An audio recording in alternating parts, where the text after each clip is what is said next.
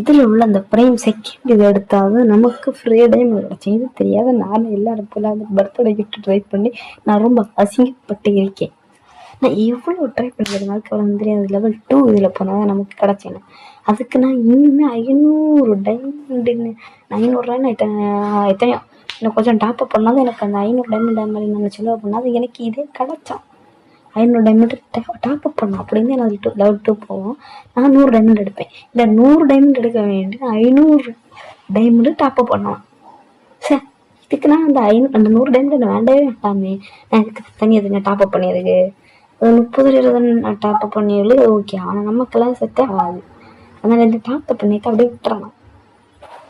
அதுதான் நான் ஃபஸ்ட்டு நினச்சில்லை. சரி, மேட்ச்சை தொடங்குவோமா? என்னை மேட்ச் தொடங்கி போய் சிஎஸ்ல நல்ல சிறிய கீழ் எடுத்து ஆப்போசிட்டில் வர டீமுக்கு வரணும். கதற கதற கதற கதற கதற கதறடணும்.